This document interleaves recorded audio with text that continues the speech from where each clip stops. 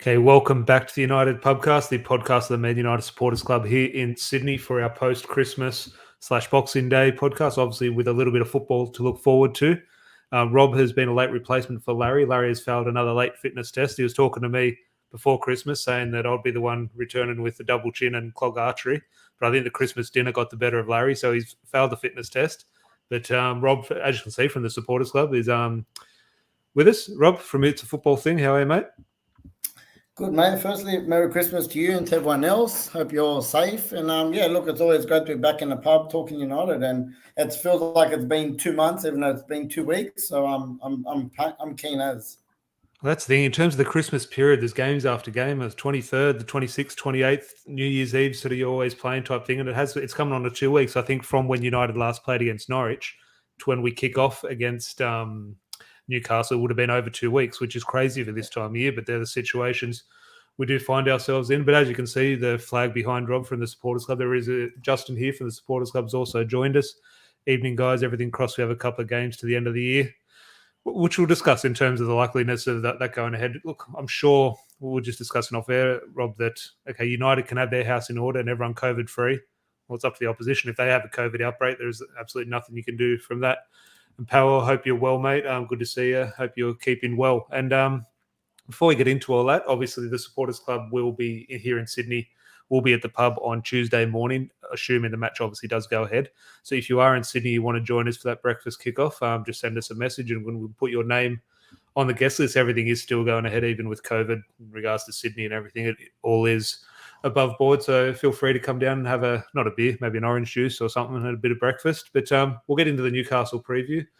And there has much been sort of not much news ahead of, in terms of since we played Norwich.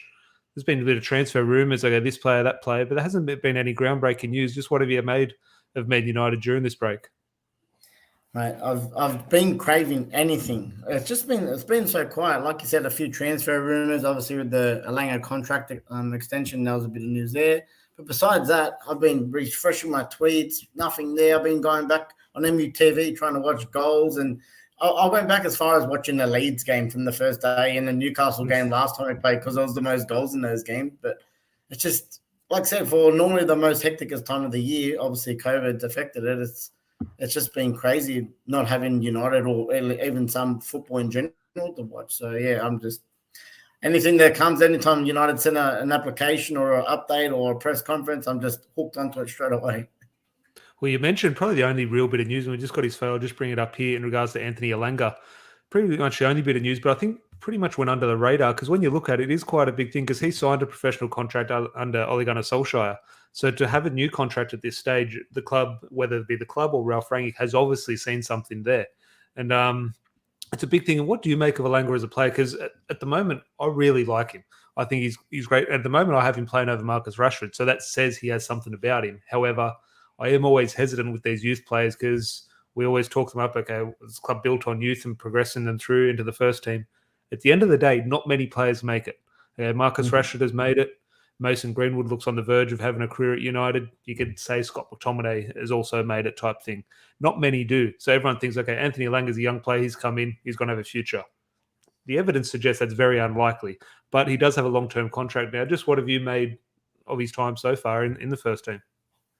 Well, yeah, look, the first thing is, as always, it's nice to see that we're continuing tradition, promoting our youth academy players. And it's nice to see Ralph taking, he was apparently the one that's pushing this and said, yeah, I'm happy to have him. And, his first 2 matches in charge, he was on the bench and got minutes in, I think, a good 20 minutes in one of the games as well. A nice little cameo. But look, he's 19 years old. As we all say with the youth players, their ceiling, how high they can be. Look, we're going to say he's got a high ceiling at that age. But I think it's also with Anthony Martial possibly on the outer in January. There's obviously rumours with Cavani. He could be on the outer to Barca. The rumours are, even though I don't think that'll eventuate. There's going to be a situation. There's another wide attacking player. He's perfect to come straight in. He's been training with the first team. He's getting to know the boys. And this is a great experience for him. And especially if we're going to continue this 4-2-2, if Cavani does end up going, and maybe a Marcus Rashford moves into that more center partner in Ronaldo for the rest of the season. Like I said, there's an opening on the left-hand side that he can jump into. So big possibility for him, and it's all in his hands to prove to the manager and everyone else that he's good enough to keep a spot in the first team Well, or there's in been this occasion squad. too. Yeah, well, there's been one or two sort of. I didn't really sit down and watch the Ralph Rangnick press conference. You obviously get your days mixed up in around Christmas time and the time differences. So I never really sort of caught too much of the Ralph Rangnick press conference. But he was speaking, and I'm not sure if he touched on it in that interview or just it was a club website thing. But he has touched on the situation regards Hannibal and talking his chances up and sort of his future. And he obviously likes the player. And I'm just thinking, do you see a situation where we'll get into sort of Newcastle and Man United's relation to Newcastle in regards to Lingard, Martial, Dean Henderson in a little bit, but do you see a situation while we saw with Ole Gunnar Solskjaer, okay, yes, Solskjaer, he's going to bring in youth, he's going to give youth a chance. And we all thought that in the back of our mind, but at the end of the day, it was such a cutthroat job, he never had the chance to. Do you see Ralph Rangnick, probably the evidence suggests that he will in terms of what he's done at previous clubs, but do you see a situation where we all thought Hannibal and Alanga were on the verge of having consistent football under Solskjaer? It never happened. Ralph Rangnick's in a very sticky situation now where every game is almost a cup final to make sure we get in that top four. Could you see a situation where those players actually do get the nod over some of the senior players? If I'm being honest, no. Unless we get a big injury crisis or there's maybe a lot of those catch-up games have got to be all in concession. We've got a lot of games, and just because the players need a bit of rest, they might get a few more minutes in that situation. But exactly right. His prime objective is to get Champions League football next year and possibly go in a few good cup runs in the Champions League and the FA Cup.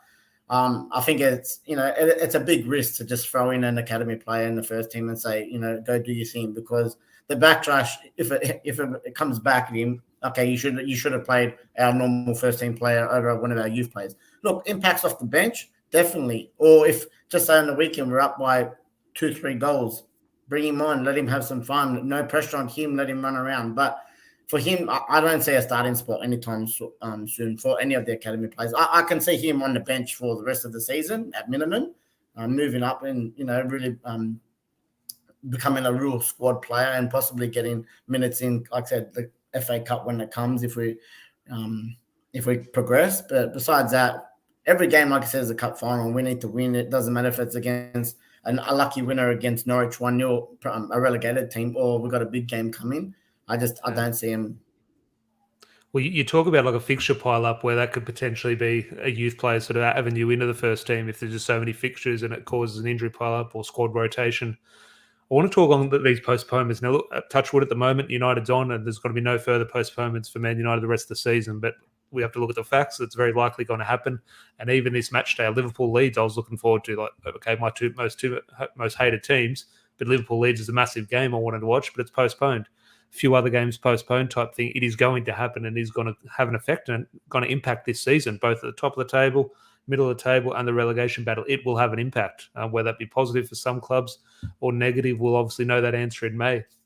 But I just want your opinion on, we both obviously share the opinion that football needs to go ahead. Okay, put the protocols in place, where hopefully not, but if that's behind closed doors or whatever, the football, in regards to the calendar, it has to go ahead. We need it for our mental health. We need football to watch. Players need football to keep fit. Just don't stop football. I don't think that situation can occur anyway. However, I just want to bring up the table here and just here, see the table. Don't worry that Man United are in 6. Hopefully that rectifies itself in a little bit. But I just want to look at the games played. Let's look at Spurs and Man City now. Let's not put Spurs in a title race, but you do look at that. Let's say Man United were in a title race sort of thing. There's a potential where we get postponed and City move 20 points clear of us.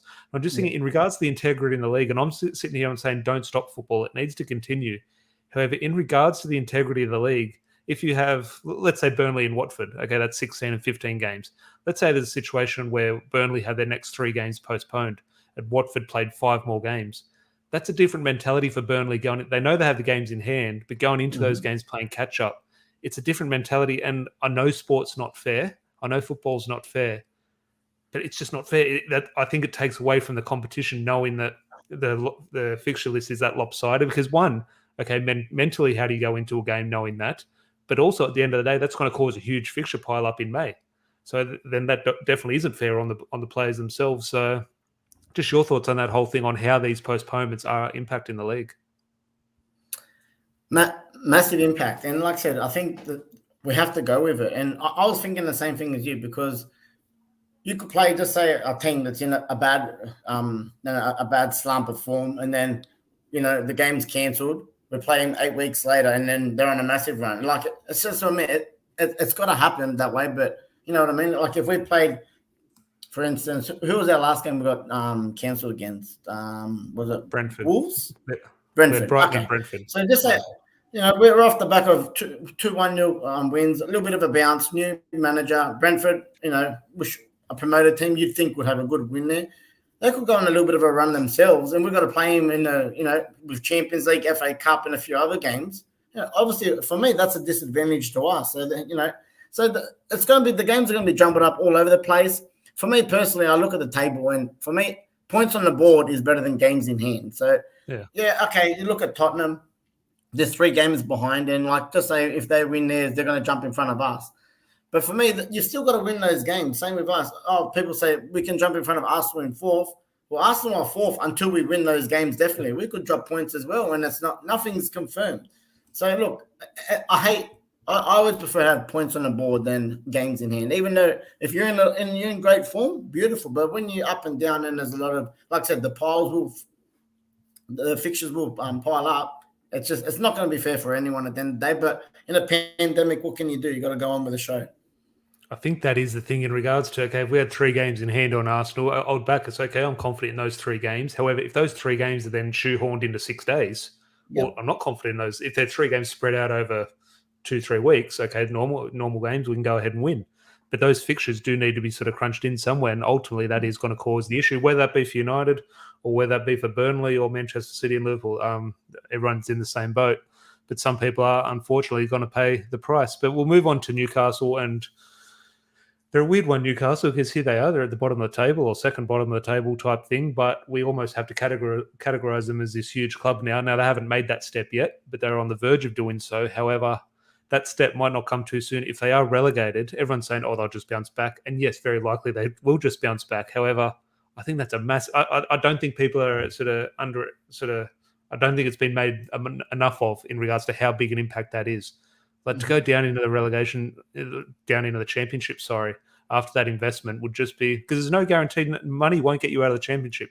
You need the right players, you need the right manager, you need luck. Yeah, 100%. And look, very likely they will come up there. They can go get the best championship players type thing. But I think they're in a slippery slope.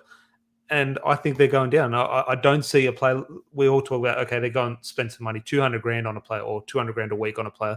That'll convince that player to come to that club. Very well.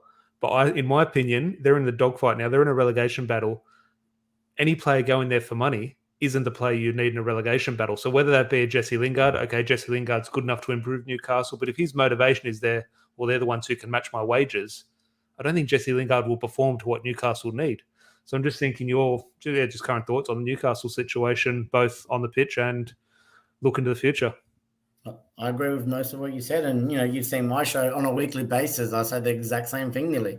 I don't see everyone's like they're going to come in January and spend $300 million to get out of the dogfight. Well, look, if you look at the table on points, they've got more than enough to get out even now if they've gone on a bit of a run because it's so tight down the bottom.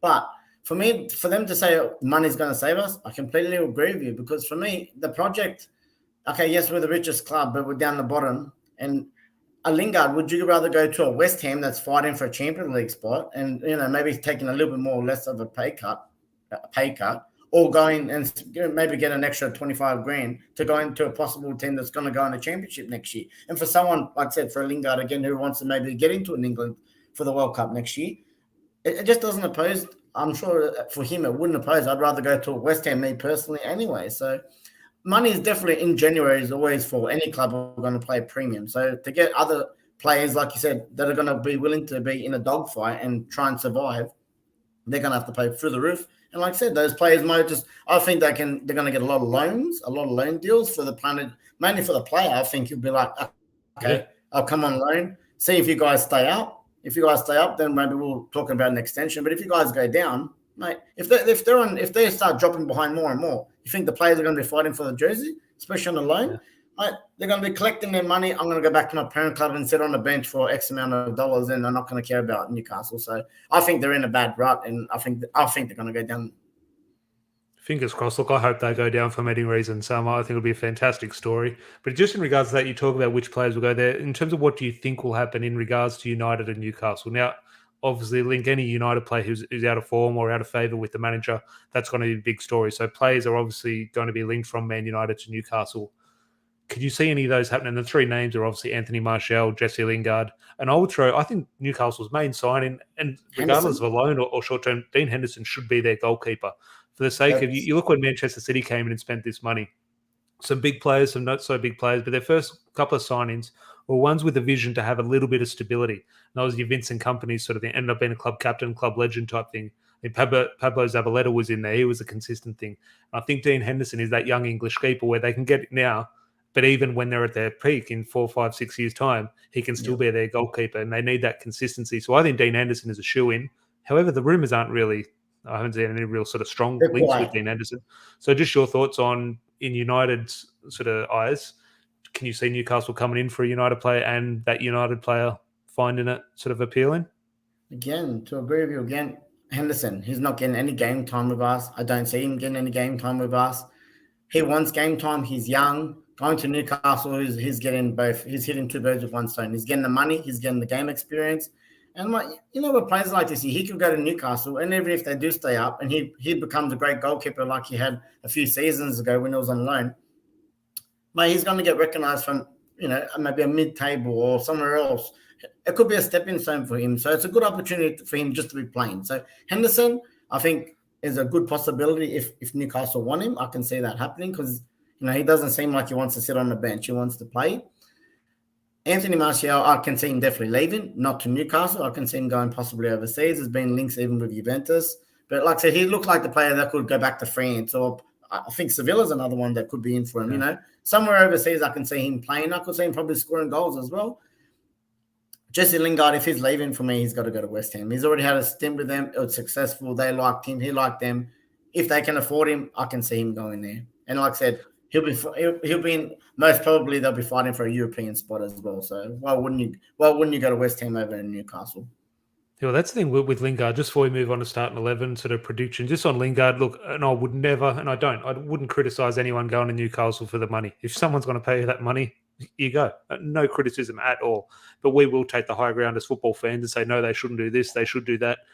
I would say I would be a little bit disappointed in Jesse Lingard if he did go to Newcastle when he has that option to go to, or potential option to go to a West Ham or a club like that. I would actually be a little bit disappointed because he does have something about him, Jesse Lingard. We always have the debate every 6 weeks saying, well, actually, he could be the key for Manchester United sort of going forward type thing. And that never really eventuates, but there is something there. There's a player who can be one of England's most influential players. So, look, I'd hate to see him go to Newcastle. I do hope the move is to West Ham. But we will move on. Actually, just a comment here from Jamie. Good to see you over in Northern Ireland. Hope you had a good Christmas, mate. You're obviously waking up on Boxing Day now, but time to kick on and get the 3 points and start building momentum so he can push for top 4. Yeah, 100% agree. And we'll just go on to start 11 predictions. If you are in the live chat, let us know who you think should be playing or one who you think Ralph will pick. But if you are watching on delay, just leave it in the comments below. But I'll bring Rob's team up now. He's sent through a little bit early and just talk me through it, Rob, because there's a few, it's a little bit changed. Obviously, Rafael Varane, you've sort of brought back in. And the play we always sort of forget plays for Man United, Edison Cavani to partner Ronaldo up front. Just talk us through your thinking. Well, look, I've kind of based it off, number one, Ralph's first 2 games. I don't think, like I said, I've obviously made 2 changes there. Varane, if he's fit, he's got to be in the starting lineup. It's crazy if he doesn't. For me, it'd be him partnering Victor Lindelof. As Harry Maguire is the captain, I don't see him being dropped, especially after, coming off the back of 2 wins on the bounce. So, unfortunately, I think he will be dropped. And the other one, like I said, I made a late change. I did have Rashford in where Cavani was, but I think, Cavani, he's fit. He hasn't played for quite a while. And, in this 4-2-2 system, Cavani, everyone knows he will fight for it. He will press, as obviously Ralph wants to do. And I would think this system with 2 centre forward / strikers will really work. Rashford, as we've seen, he likes to turn it on and off when he likes to press, and sometimes it's not the greatest thing. And in the last couple games, he hasn't been amazing. So look, I'm just basing it kind of off that because I don't know how fit these players are after COVID. Who had it? Which ones have recovered the most? Who's trained? There's opportunity for everyone to have a bit of a clean slate in training and impress the manager. But for me, I think it'll be very much mostly the same as what he has gone with the last 2 games. But yeah, the players obviously that are introduced, I think there's a good possibility that they can start. Rashford off the bench would, that's a good option when if the defense gets tired with his pace, and maybe even in the Langer, he might even get some minutes depending on the scoreline. Where do you sit? Look, and obviously you're starting Rafael Varane, and I'm going to start Rafael Varane, of course, and I think every fan is going to start him. However, cast your mind back, what was it, 2 months ago when he had that little bit of injury and he came back and he played and he was fantastic, but then he gets injured. I'm just thinking during this, and there's going to have to come a time where he's going to have to play. You can't just rest him and keep him back the whole time. You will have to take that risk eventually. But where do you sit on that in terms of he's almost had the same break as everyone, or sort of recharged the batteries over these last 2 weeks, but he's had that 2 weeks with no previous football. So I'm just thinking, Is it one you try him straight back into a game, or it's one he comes off the bench? Or well, look, after he did get his injury, they were aiming to get him back hopefully for the Chelsea game. So we played Chelsea, then we had Arsenal, then we had another 2 games, and then we've had the COVID thing. So for me, from what I've heard, he's fit. He's been good at training. And obviously they had the extended break. If he's fit and ready to go, like I said, he hasn't had the minutes, but he's got to get the minutes, like I said. And against the Newcastle relegation fight, yes, it's away. I'm going into this quite confident. I really think this is a game, like I said, where we can go and flex our muscles again. And I think we're going to dominate possession in this game. Obviously, I've gone for our 2 wing backs that have started both games under Ralph. There could be a question mark. I don't know. He said that everyone's fit except Pogba. So if everyone is fit except Pogba, I think he will go with those 2. If anything, maybe Shaw comes in. But I think because we're going to dominate possession in this game, I'm hoping. I think the 2 fullbacks with their with their attacking abilities, I think they're going to want to be whipping balls in, especially if it's Ronaldo and Cavani up top. Yeah, no, definitely. Well, Powell just here saying Lingard will run his contract down. The same with Pogba. It's their last big contract, which is why a very likely situation, which I completely agree, and why I'm frustrated with both of them for doing so, but I can't criticize them for doing so. They're going to get big money off the back of it. Who am I to sort of turn that down? So fair play to them, but it is definitely frustrating as a fan. I've got a few changes from your team in regards to mine. I'll just bring mine up here, and I'll start on the fullbacks. The reason I've gone Wan-Bissaka, I'd be picking Delo. I think Delo's been playing better at the moment. I just think the first 2 games under Ralph Rangnick, it was sort of unchanged line. Okay, now I know the Young Boys game was in there, but the 2 Premier League games unchanged, and they'll kind of going into that next game before it got postponed. It was hang on, okay, the performance dropped off a little bit against Norwich, and there's going to be a bit of a fixture pile up, so it'll be very interesting of the change. But now there's been a 2-week gap. You kind of think you wouldn't be shocked if he does just keep it exactly the same type thing. But I think there will be changes with a view to this. I think we play Tuesday morning Australian time and then Friday morning Australian time. So there are going to be changes. And I just think Wan-Bissaka in terms of, yes, Delo offers so much more going forward and sort of deserves to be playing what he's bringing to the team. But I think at home, again, is Burnley our next game? I think so, yes. Yeah, I think if I'm picking one, I'll pick Delo at home to Burnley and Wan-Bissaka a little bit more maybe defensive cover. Obviously, Newcastle will have a little bit of pace on the break. And It's just a chance to get Wan-Bissaka minutes. Not that he deserves it over Delo at the moment, but I just think, okay, give Delo his 90 minutes against Burnley, give Wan-Bissaka a little bit of time in this one. Rafael Varane obviously comes back in. Midfield will be interesting. I think a lot of people, you selected McTominay and Fred. I'm doing the same. Whether Ralph will do it, the evidence suggests that he will. A lot of people won't be happy with that. Nemanja Matic is obviously fit. Donny van der Beek is obviously fit. I've gone that same or wingers or attacking midfielders, whatever you call them, Bruno and Sancho. I wouldn't really see a change. I think Ralph Rangnick definitely likes Jadon Sancho from what I've seen so far, but is that the best position for him? I'm not quite sure. And look, I would love to see Edison Cavani like you've done. But the main thing I don't want to see, and it's not a huge criticism, I don't want to throw sort of too much shade towards him. I just don't want to see Marcus Rashford in the starting lineup for this one. I don't think he deserves to start. And at the moment, from what I've seen of Ronaldo and Greenwood, I don't think they not so much complement each other that well. I don't think they're linking up that well compared to sort of other players. So I don't think it's the perfect partnership up front from the evidence that we've seen.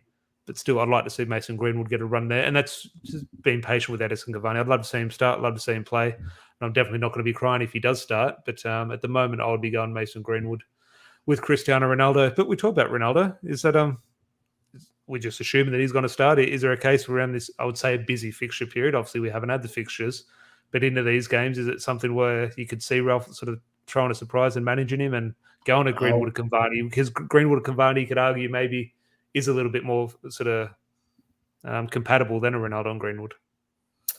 Look, I would be absolutely amazed if Ronaldo doesn't start this game, especially after the break. I think he'll be straight away. He could probably sniff. I'm going to Newcastle relegation team. I want goals, goals, goals. You know what he's like. He wants to play every game. So after having a 2-week break, I'd say he's definitely the first name on the team sheet. And Newcastle was a club he always loved. Obviously, scored his hat trick first time around, and Yep. then his second debut this season Yep. scored a double against them. Yep. He scored a couple of very good goals up at St James's Park in the 07-08 season. I think we won 6-2 up there or 6-1. I forget what it was. Rooney got a few as well. And Newcastle, one of those clubs that Ronaldo players just have that, and he always backs himself against Newcastle, which I think most players do, to be honest, especially this season. Greenwood's a good shout. I didn't even think of him, but again, I don't know. I think if Cavani's going to get a chance, it's going to come now. He always seems to score away more than obviously at home, so that's a good thing. The experience, when they did have their little the cameo together, they played good. I don't know, and like I said, people like Greenwood, like I said, which I even forgot a little bit of. Him coming off the bench, I think the most of the goals he scored is an impact player when we've had to be saved many times. So, look, it's a good shout. I don't know. I could see him going with a little bit more experience. I don't know why. And I could see him maybe trying the two I selected. Again, could be a surprise, but Mason's always a good shout. It'd be interesting to see the link up, like you said, but. Yeah, no, time will tell. Let's let's just fingers crossed we do get in the situation where we do have team news an hour before kickoff, and we don't have to wait another week for a team selection, because hopefully the match obviously does go ahead. But not too long to wait for the second one. We've both selected the 4-2-2. Do you reckon we're spot on with that, or do you reckon he could possibly go back to maybe a 4-2-3-1, or he wants that's his system, he's going to continue with it? It's a hard one. Like everyone around the world, when they're doing these teams, 4-2-2. We never in Manchester United's history have we selected a 4-2-2. Now it's something. Okay, we're just doing that. There will come a time where he does change it. It could be this week. It'll be fascinating to see if that is his preferred thing for this Man United team, or it's just he's walked in and said, okay, short term, how can I get the best out of sort of instructing these players into the mentality I want to instill, sort of thing. So I don't think we'll have a consistent answer until the end of the season. I think there will be a lot of chopping and changing. However, the reason the chopping and changing probably hasn't occurred yet is to, one, give the players a little bit of consistency in the changeover, but also just the fixture pile up. I don't think there's that much time on the training ground to be sort of implementing new systems type thing. I think they're going to implement one, sort of hone it down and sort of not perfect it. They get it as close to perfection as possible. And but there will be chops and changes. And look, that changes so that I'll just bring it up here. That changes so quick. So regardless of the personnel, but put Sancho out wide, put Sancho on the left, Greenwood on the right, Bruno in behind Ronaldo. That changes in an instant to 4-2-3-1. And then you can argue that's a 4-3-3 type thing. So it is very flexible with the personnel we do have on the field type thing. So, but time will tell. But it obviously is a Tuesday morning kickoff, Sydney time, obviously Monday night in the UK. As we said, fingers crossed the match does go ahead. The Supporters Club here in Sydney will be watching at Scruffy Murphy. So if you are in Sydney, feel free to come down. We'll be there for the Newcastle game, but obviously the Burnley game as well on Friday morning. Feel free to come down and join us for an orange juice and a bit of breakfast. And anything else, Rob, to touch on before we leave? No, look, just score prediction. Sorry, I forgot. You did say you were confident, and it's weird for a Manchester United fan saying, "Well, I'm confident going into a game against Newcastle," but we haven't been able to say that too often over the last couple of years. Our first time we played them, like I said, for Ronaldo's second debut this year, like they actually gave us, that first half, they actually gave us quite a run for our money. They, if they were a bit more clinical, they could have had a few more games than that. Well, I think it was 1-1 went into half time, if I remember rightly, before we started scoring. I think, was it 4-1 we won that game? Ronaldo scored right on half time to make it 1-0, but they scored at the start of the second half and make it 1-1. So and it finished 4-1, wasn't it? 4-1. Ronaldo got two, I think so. Yeah, I think Fred and Greenwood Bruno scored a really good goal. Yes. Yep. Yeah, yes, that's right. It was that banger. Yeah, but look, I just think he'll look at that first game and say, okay, I think he's going to want to dominate this game. I think he's going to want to play a high line. Our fullbacks and our centre backs, hopefully on the halfway line. I think again, flex our muscles and go for it. I'm confident. I'm going for a 3-0. I think we're going to see some goals, and I think we're going to see. I want to see goals early on. That's the thing. Our last two games, obviously we won 1-0 and the clean sheet was great, but. Some of against Norwich, they made us sweat to late on. We got the penalty the game before that. With Fred of all people scoring late on 70+ minutes. So I'd like to try and do the business in the first half, a nice 1 or 2 goal lead at half time, especially with all these fixtures coming, and then maybe making a few rotations. So I'm going for a 3-0 win. Yeah, no, definitely. Matt here saying good evening. Hope you're well, mate. A little bit late to the show, but feel free to go back and watch. And if anyone is watching, please do leave a like on the video. Or if you are watching on delay, leave your start 11 predictions in the comments below. That would be fantastic. And I just think yes, you just want to win the game, Rob. I understand that. Just want to win the game. Whether it comes in the 93rd minute or the first minute, doesn't make a difference. In this part of the season, I think it does make a difference. If you can wrap a game up by 60 minutes, it does make a difference being able to take Ronaldo off, sort of thing, and take a Edison Cavani off, take a Rafael Varane off. He's not fully fit. That will make a difference. If you're in a dogfight and it's a battle and it's 2-1 with a couple minutes to go, you need to keep all these players out there, and you don't know what effect that will have in 3-4 weeks' time, type thing. So yes, we just want 3 points. But at this stage of the season, it does come a way you do it. I think getting it done nice and early is the thing. Now, obviously, that's very easy said than done. It looks nice and sort of easy on paper. Grass is obviously a different problem. My mum is tuned in. Ronaldo will score 3 goals. Well, he has done that against Newcastle, mum, before once. He's won United hat-trick. Was against Newcastle, but and he has scored a double up at St. James's Park. But hopefully everyone has enjoyed the video. Rob is obviously from It's a Football Thing. Are you back tomorrow night? Tuesday. What's tonight? I've lost track of the days. Tuesday night we're back. So it'll be good. Hopefully I'm reviewing our win against Newcastle.